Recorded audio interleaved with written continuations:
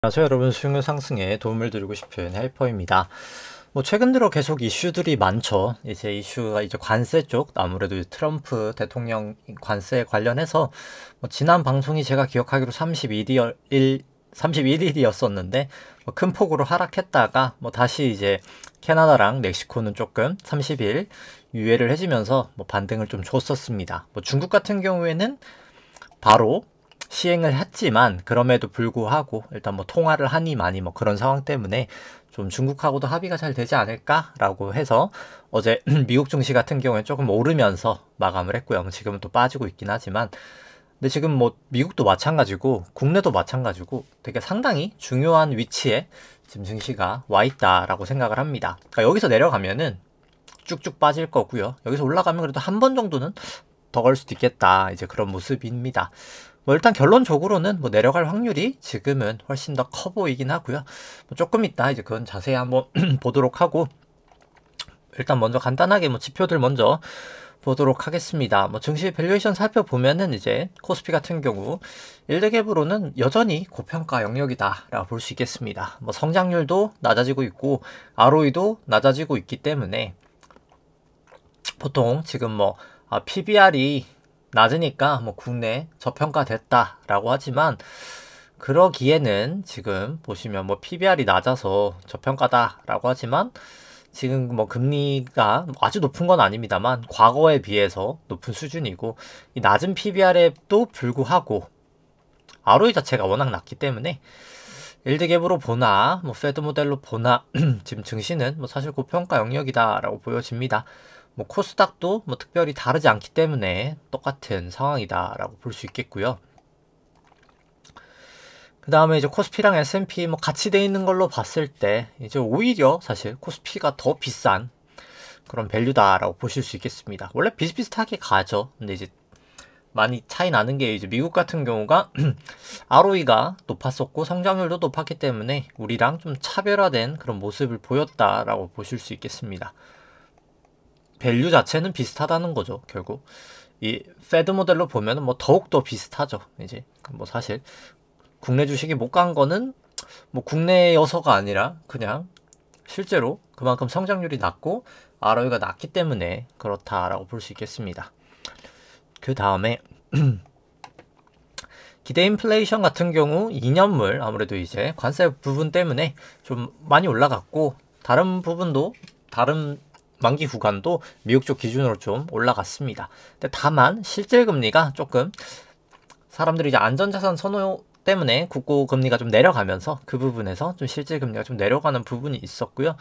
국내 같은 경우에는 실질 금리는 상당히 낮은 편이고 BEI는 좀 유지되면서 오히려 약간 좀 금리가 살짝 빠졌습니다. 실질 금리가 좀 빠졌기 때문에 최근에 그런 모습을 나타냈고, 그러니까 국내는 실질 금리가 지금 너무 낮은 상황이긴 해요. 그러니까 저번에도 말씀드렸다시피 하는 RP 때문에 지금 더 큰 영향을 받고 있고요. 이게 이제 내일 과연, 그러니까 내일부터가 이제 이렇게 7.5조만 남게 됐는데 이제 오늘까지가 21조였고 아마 내일 이제 차환을 하느냐, 이 매입을 한 번 더 해주냐에 따라서 어떻게 될까에 따라 다른데, 이게 근데 2월 25일 날이 금통이거든요. 근데 이게 사실 금리를 내리려고 한다고 하면은 이 RP를 없애야 돼요. 이제 왜냐면 지금 같은 경우 기준금리 3%잖아요. 근데 원래 이제 CD 금리가 제가 항상 말하는 그 단기 유동성이 없었기 때문에 기준금리를 3.5에서 3.3%까지 낮췄는데 CD가 큰 변동이 없으면서 3.44라는 되게 높은 수준이었었어요. 근데 이제 이게 계엄 사태 때문에 이제 무제한 RP가 한국은행이 이제 3%로 조달을 해주면서 이게 다 사람들이 단기 조달해서 이 CD를 사다 보니까 얘가 이제 다 3%까지 내려왔었습니다. 그러니까 똑같아진 거죠. 이제 차익 거래가 되니까요. 다 땡겨와서 이걸로 사버리니까. 그래서 이제 RP가 이렇게 는 거죠. 작년 연말에 이제 무제한 RP 수요가 많았던 거죠. 20조 이렇게. 근데 이 상황에서 2.75로 내린다고 생각해 봅시다. 그러면 무제한 RP를 계속하는 상황에서 사람들이 또 다 무제한 RP로 이 CD를 사서 또 다 2.75로 끌어내릴 거예요. 그럼 여기다 플러스 또 돈이 20조씩 풀릴 거예요. 근데 이게 어마어마한 거죠. 40조.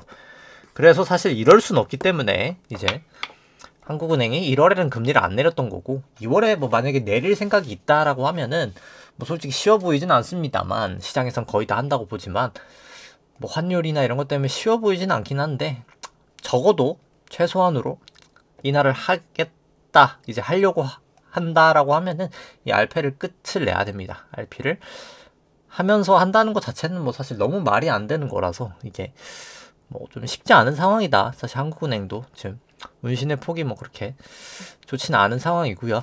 S&P를 글로벌 GDP로 나눈 수치도 뭐 고점 치고 내려가고 있기 때문에 뭐 여기서 이렇게 이 레벨을 더 넘어가기는 솔직히 쉽지 않다라고 보여집니다. 예. GDP 대비해서 아무리 뭐 AI가 발달하고 뭐가 한다 해도 이게 GDP를 끌어올리면서 가야지 그냥 이렇게 갈 수가 없거든요. 이제 이게 결국 이렇게 왜곡돼서 가기는 쉽지가 않다라고 보시면 될 것 같고 뭐 국내 쪽 크레딧 여전히 강세입니다. 이제 지금까지는 강세고요. 뭐 여전히 아직은 강세다라고 볼 수 있겠고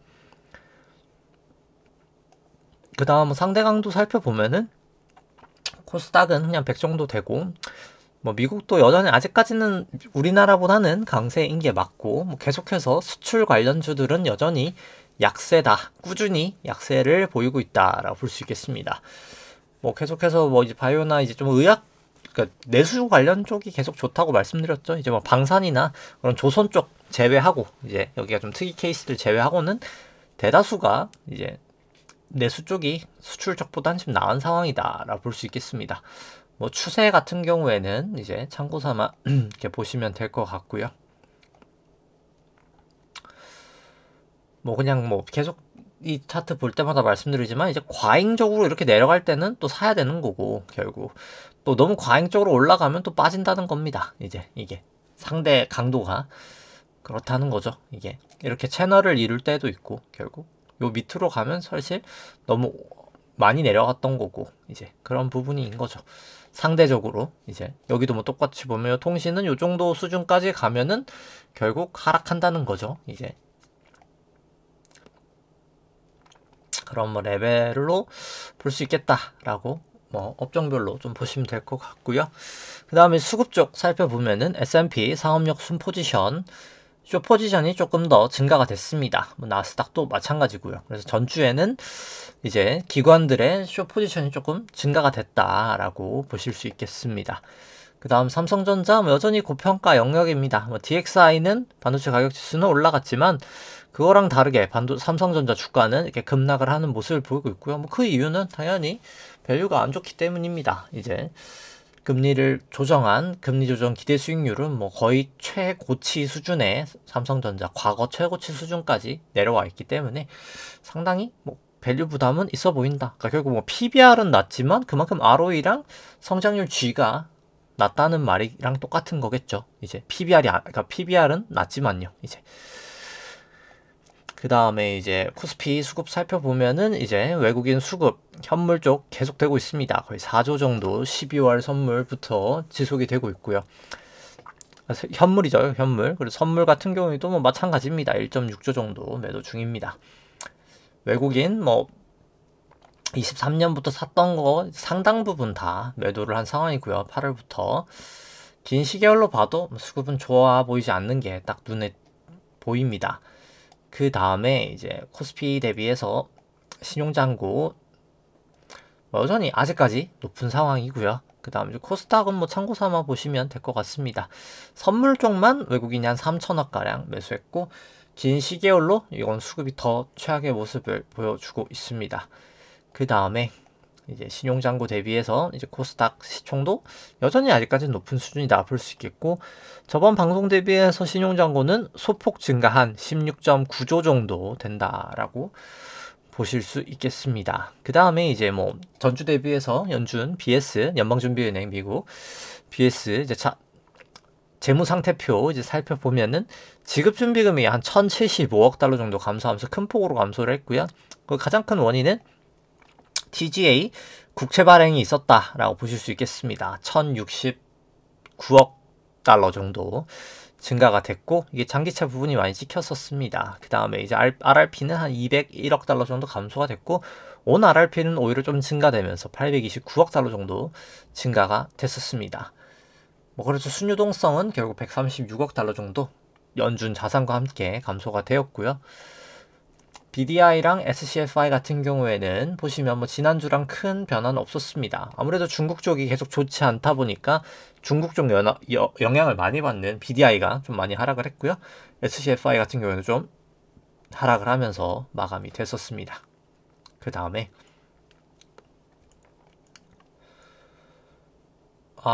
그리고 뭐 특이점으로 사실 뭐 물가를 제가 유럽 거 안 들고 오긴 했는데 유럽 쪽이나 이제 우리나라 같은 경우가 물가가 사실 계속해서 스물스물 좀 올라가는 게 안 좋은 상황으로 보입니다. 이제 아까 저번에도 말씀드렸던 그런 요인인데 뭐 오늘 이제 우리나라 물가도 발표가 됐었고 이제 유럽 물가도 이제 최근에 발표가 됐었지만 물가가 계속 반등하고 있어요. 이게 우리나라도 마찬가지고 물가가 여기 우리나라 같은 경우에 소비자 물가 보죠. 이제 뭐 실업률 다 빼고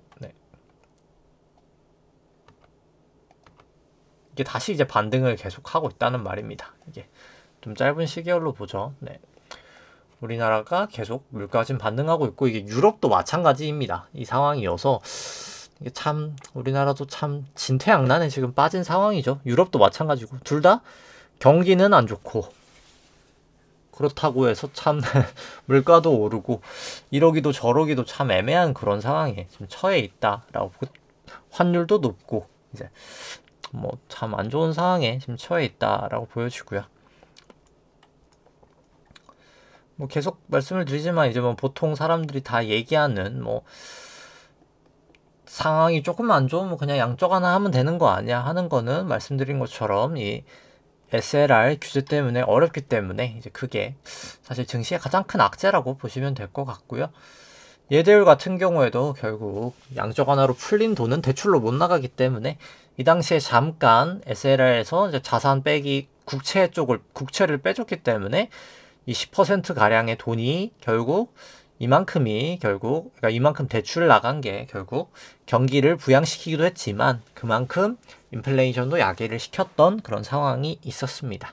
근데 지금 같은 경우에는 이제 금리가 미국이 작년에 거의 한 70bp 이상 올랐죠. 이제 그 부분의 영향은 이제 돈의 가치가 올라가고 있다. 결국 돈의 총량이 지금 계속해서 그러니까 쓸 수 있는 돈의 총량이 계속 줄어들어가고 있는 그런 상황이다라고 볼 수 있겠습니다.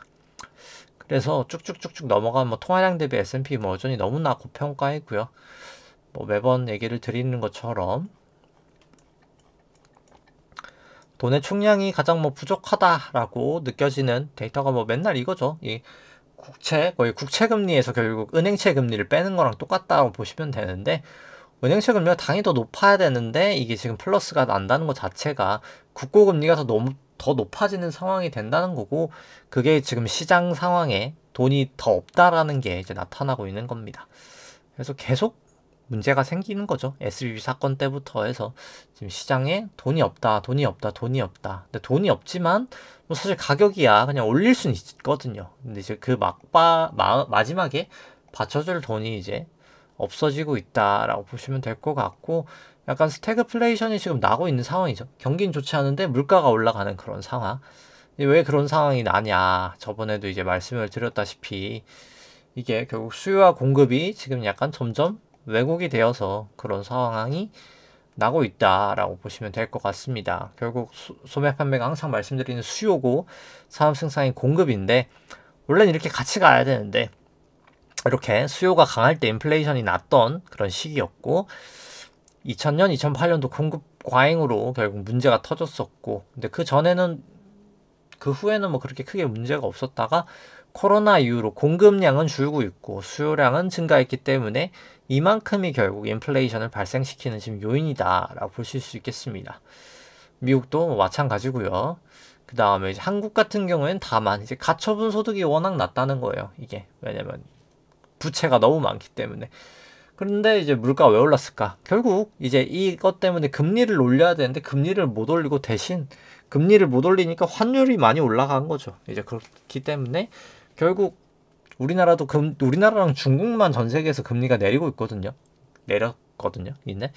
이제 그게 그 나라들의 공통점은 다 이제 환이 안 좋다는 거죠. 근데 그거를 환율로 어차피 수입 물가는 환으로 하기 때문에 수입 물가가 올라가면서 결국 물가가 다시 튀는 그런 현상이 나타나고 있고, 유럽 같은 경우에도 결국 이 격차는 더욱더 벌어지고 있다라고 보실 수 있겠습니다. 그 다음에 이제 뭐 오늘 밤에 이제 또 QRA 나올 텐데, 아직 이게 뭐 새 수치로 고치진 않았습니다만, 뭐 EQ 같은 경우가 제가 얼핏 그냥 어차피 QRA 오늘 거 나오면은 이제 정확하게 별로 보진 않았는데 한 1200억 달러 정도였던 것 같아요. 이제 정확한 건 이제 다음 방송 때 말씀드릴 수 있을 것 같은데, 근데 뭐 그게 당연한 게, 원래 이제 EQ 같은 경우에는 세금을 걷는 그런 시즌이기 때문에 국채 발행을 그렇게 많이 하지 않습니다. 뭐 그냥 원래 그런 거고요. 이제 그건 이제 구조적으로 EQ에는 원래 채권 발행을 많이 안 한다라고 알아두시면 좋을 것 같습니다. 그래서 그런 상황이 되고, 근데 이제 결국 이 EQ 안에서 이 국채 발행의 이제 구조가 어떻게 되느냐인데, 아마 장기 국채가 많을 거예요. EQ가 기본적으로 항상 장기 국채 발행이 많거든요. 이때 양쪽 하나 하면서 대규모 재정 정책을 썼던 이 구간들 제외하고 이제 결국 다 항상 보면은 장기 국채 발행이 많아가지고 단기 국채에 대비해서 상당히 뭐 그것도 이제 그 구조가 이제 오늘 발표가 되는 거라 이제 그게 아마 전 좀 높게 나오지 않을까 생각을 합니다. 그래서 이제 기존 같은 경우에 장기 국채를 찍기보다는 단기 국채를 이 RRP 돈으로 다 돌려막기를 했었는데, 지금 그게 어렵다는 거죠. 이제 뭐 아까 말씀드린 대로 그냥 단적인 예로 보면은, 아까 뭐 하는 RP가 제가 뭐 20조 그게 영향력이 크다 그랬잖아요. 근데 우리나라 GDP가 대충 한 2,400조 정도 되거든요. 근데 거기서 지금 뭐 추경 20조 30조 하는 거 가지고도 막 지금 난리잖아요. 뭐 이게 한 해 만에 뭐 서로 야당 여당 서로 한 해 만에 뭐 하고 있고, 하는 RP도 제가 20조가 지금 크다고 하잖아요. 근데 이 국채 순 발행하는 게 이게 GDP 대비거든요. 미국 기준으로. 어마어마합니다. 정말 어마어마해요. 이게 GDP에서 뭐 대충 5% 낮게, 아무리 낮게 잡아서 5%라고 칩시다. 5%일 때 한 번밖에 없었지만 5%가 120조예요. 120조. 이게 그러니까 매년 120조 국채를 더 발행한다는 겁니다. 근데 우리나라 국채 발행하는 게 뭐 최근에 뭐냐면 대충 한 180조 되거든요. 뭐 많이 찍을 때가, 진짜 많이 찍을 때가 이번에 그래서 아마 제 기억하기로 한 200조 정도 될 거예요. 지금 이제 여기다 이제 플러스 뭐 추경하면 한 220조인데 매년 이게 120조씩 늘어나는데 그게 금리가 내려갈 수 있을까? 의 문제고, 이 돈은 누가 사주냐의 문제인 거죠. 이 돈은 120조씩 누가 사줄 수 있을까요? 이게 채권 시장에 돈이 다 들어간다고 하면은 결국 주식 시장에는 돈 다 빠져야 되는 거거든요. 부동산에는 돈 다 빠져야 되고, 그럼 결국 그 시장들은 망가지는 겁니다. 채권 시장도 망가지는 거고요. 사실 이 정도 돈이 올 수가 없으니까요. 지금 미국이 이제 그런 달리기를 하고 있는 거고, 왜 이런 이상한 짓을 하고 있을까? 결국 지금 계속 이슈가 되고 있는 관세도 똑같은 영역입니다. 결국 중국을 잡으려고 하고 있는 거예요. 중국을 잡으려고. 모든 지금 행동은 그렇습니다. 관세라는 건 왜 할까요? 관세라는 거는. 관세라는 건 결국 물건값을 올리는 거잖아요. 그러니까 수입할 때 너희가 원래 100원에 팔던 거 이제 110원에 팔어. 그러니까 10% 올렸다고 치면은 지금 중국이 한테 20% 하거든요. 그래서 플러스 10 해가지고 30% 세금 매길 거야 이건데, 그냥 이제 간단하게 10만 있다고 생각해 봅시다. 그럼 이제 100 하던 물건 이제 너 110에 팔아, 이런 거잖아요. 근데 이제 관세 수입이 그럼 이제 뭐 10이 늘겠죠. 근데 이제 뭐 그렇다고 치는데, 이제 그럼 중국은 어떻게 할까요? 이제 긴 시결로 만약에 이게 제대로 이걸 붙는다고 치면은 위안화 약세를 만들어서 결국 이거를 위안화 약세에서 그냥 똑같이 환율 감안하면은 그냥 100원에 똑같이 팔게 하는 겁니다. 그러니까 결국 10% 이제 올려도 100원이 되게 만들어서 그냥 위안화를 약세시켜버리면 되는 거예요. 근데 이제 그게 망하게 하려고 하는 거죠. 사실 미국이 이제 그래서 사실 위안화를 오늘은 고시를 더 강세로 만들긴 했거든요. 중국이. 근데 이제 중국도 이제 그걸 아니까 자꾸 강세를 오히려 더 만들고 싶어 하는 건데, 그렇게 되면은 이제 문제가 되는 게 부채가 터진다는 거죠. 위안화 약세가 되면 지금 우리나라 똑같잖아요. 우리나라 환율이 원화가 약세가 되니까 물가가 튀잖아요. 그럼 이제 사실 나라가 붕괴가 되는 거거든요. 그럼 금리를 이제 올려야 되고, 결국은 이제 그러면 이제 그 부채가 터지는 거거든요. 이제 더 이상 돈을 못 푸는 상황에서 금리를 올리면 부채는 터집니다. 미국이 그걸 원하는 거거든요, 제가. 근데 이제 그러다 보니까 중국이 그냥 위안화를 오히려 그냥 올려버릴 거야. 이래서 지금 시장이 뭐 괜찮은갑다. 그냥 뭐 협상 잘하겠지 하고 지금 시장이 뭐 사실 어제 오늘은 뭐 나쁘지 않았죠. 좋았었는데 물론 뭐 미국 증시 지금 오늘은 빠지고 있습니다만 오늘도 뭐 장 초반까지만 해도 좋았었는데 뭐 좋았다라는 표현까지는 아니지만 뭐 살짝 아주 나쁘진 않았죠. 이제 한 0.2까지도 갔었으니까. 근데 지금 더 안 좋기는 한데 이제 그렇게 되는 게 이제 그런 부분이다라고 보시면 되고 결국은 저는 관세할 거라고 봅니다. 중국을 잡으려고 할 거고 이게 뭐 예전 방송에도 말씀을 드렸지만 그런 뭐 경제적인 논리가 아니에요. 이거는 지금 약간 종교적인 논리에 더 가깝기 때문에 이제 그런 단일 국가를 만들려고 하는 미국을 필두로 한 그런 엘리트 집단과 공산주의. 그리고 공산주의 그 지도자가 뭐 신 같은 존재잖아요. 이제 그 공산주의와의 전쟁이라고 생각을 합니다.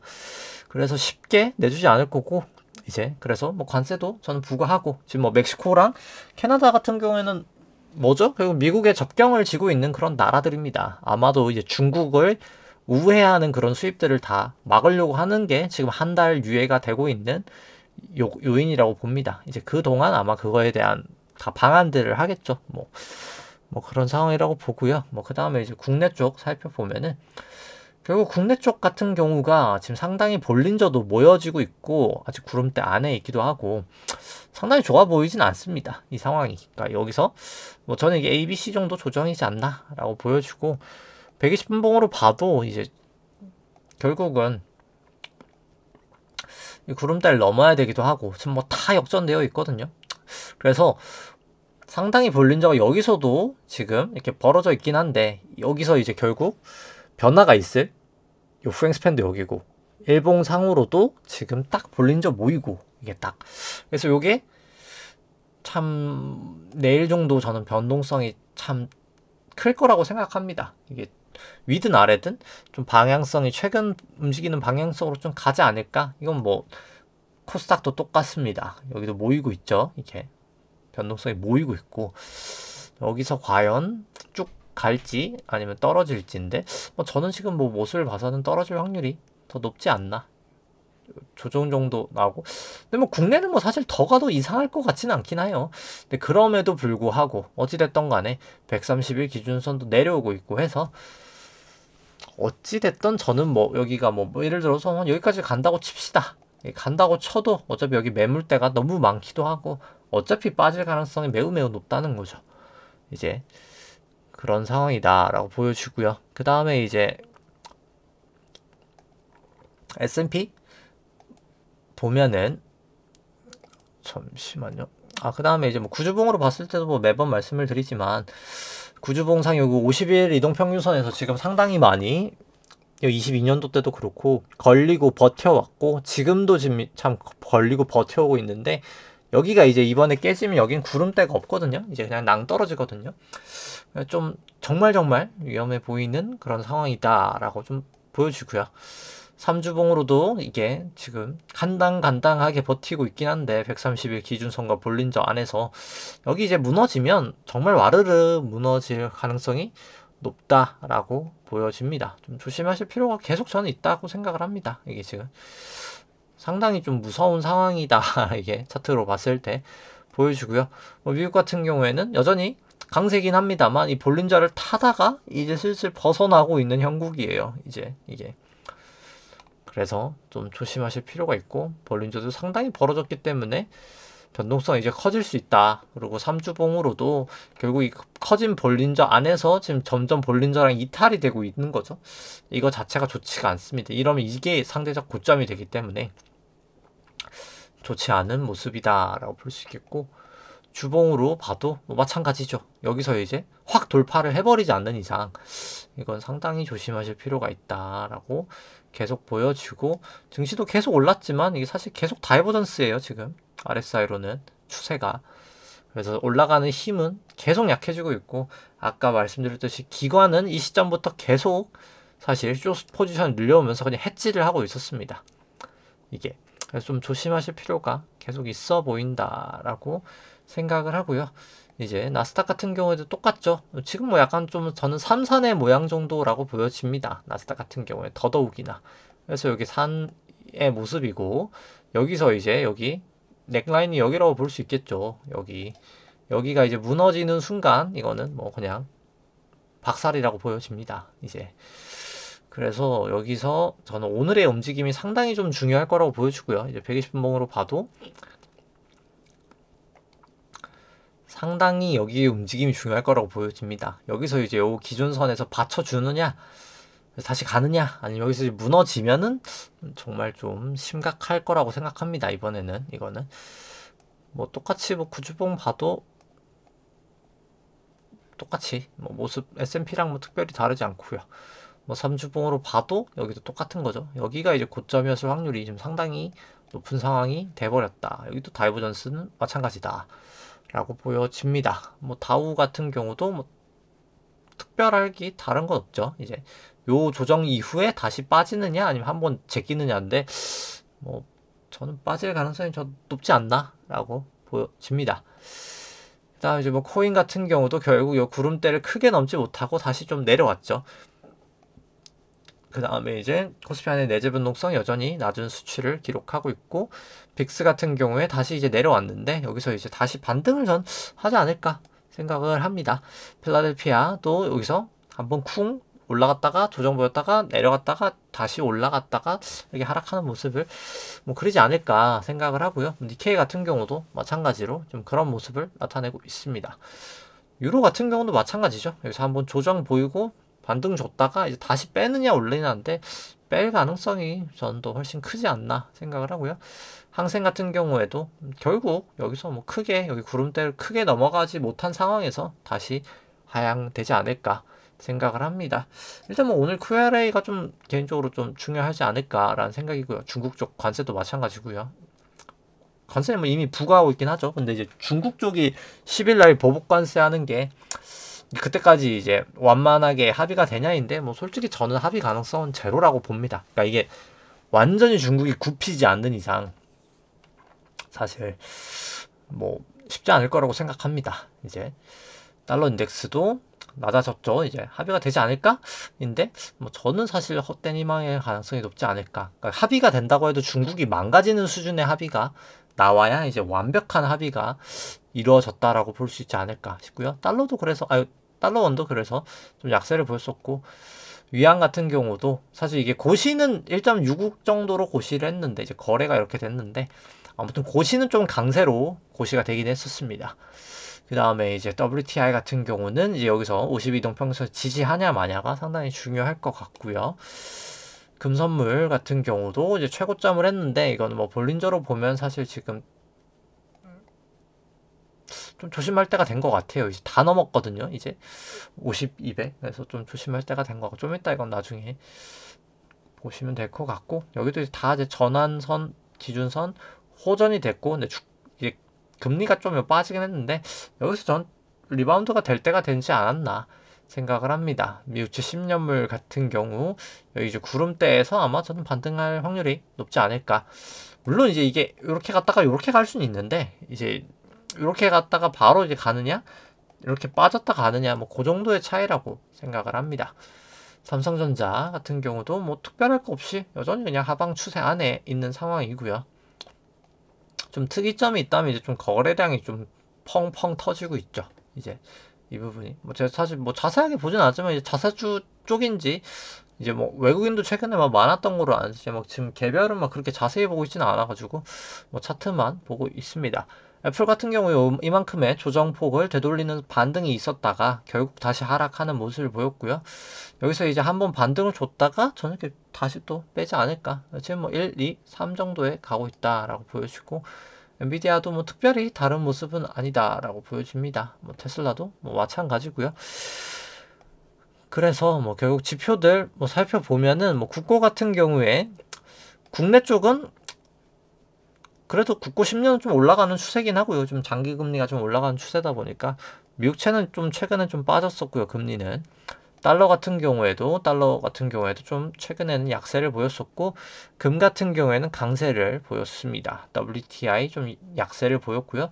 삼성전자 약세, 애플도 약세에 더 가깝다. 마이크로소프트, 엔비디아 다 약세였었습니다.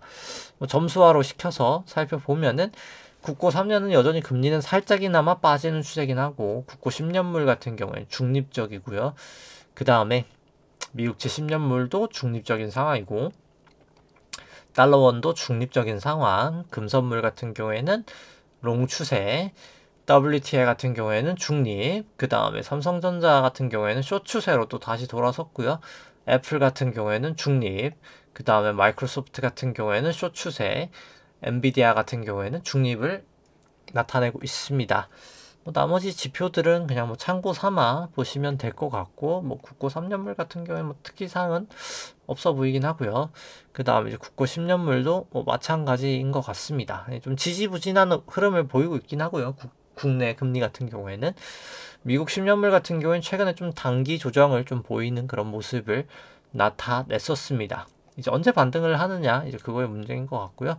달러원 같은 경우 강세를 보였다가 여기도 똑같이 조정을 나타내고 있는 그런 모습이다라고 보실 수 있겠습니다.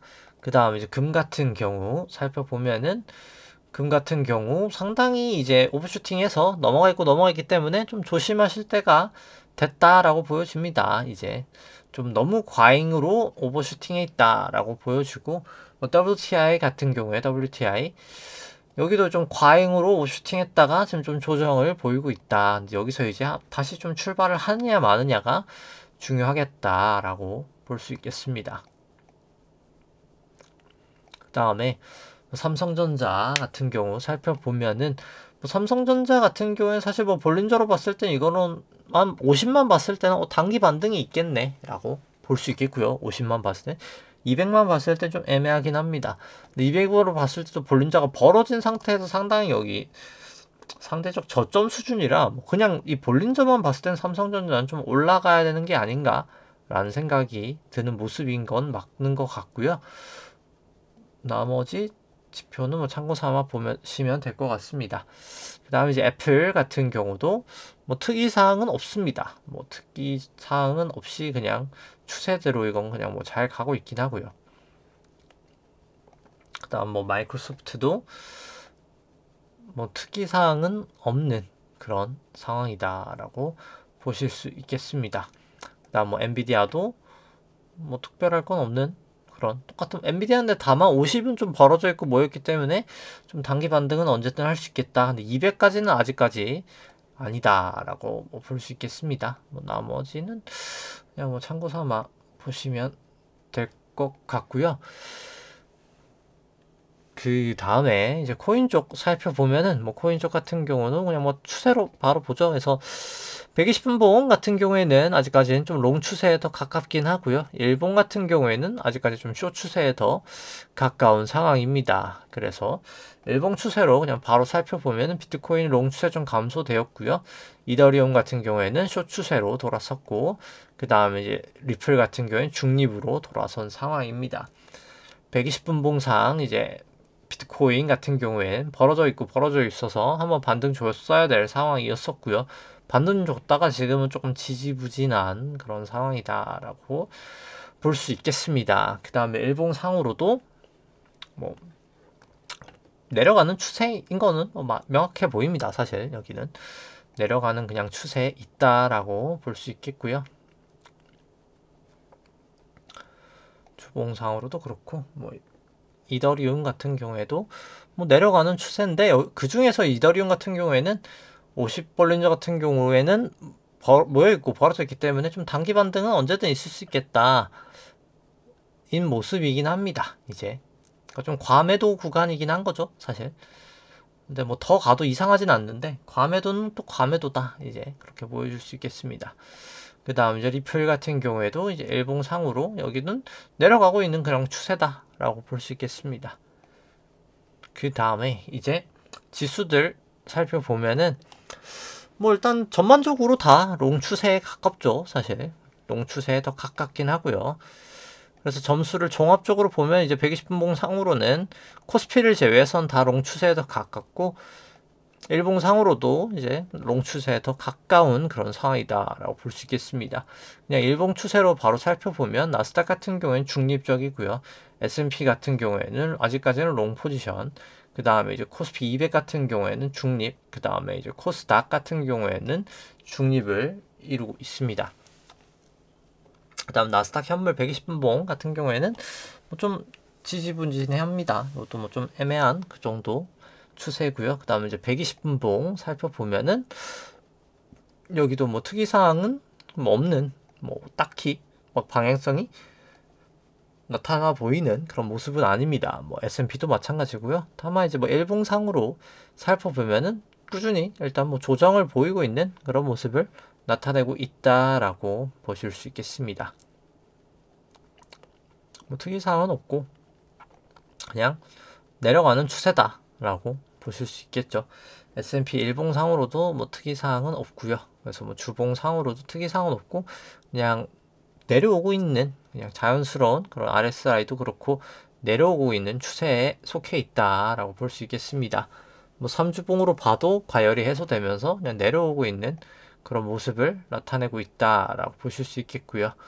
9주봉은 아직 내려오진 않았지만 내려오고 있는 그런 추세다라고 볼 수 있겠습니다.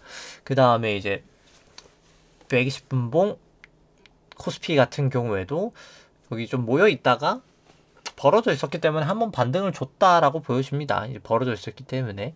근데 이제 그러고 나서의 이제 움직임이 좀 중요할 것 같고, 그래서 좀 국내 쪽은 내일이 중요할 것 같습니다. 미국은 오늘이 좀 중요해 보인다라고 생각을 하고요. 방향성 입장에서.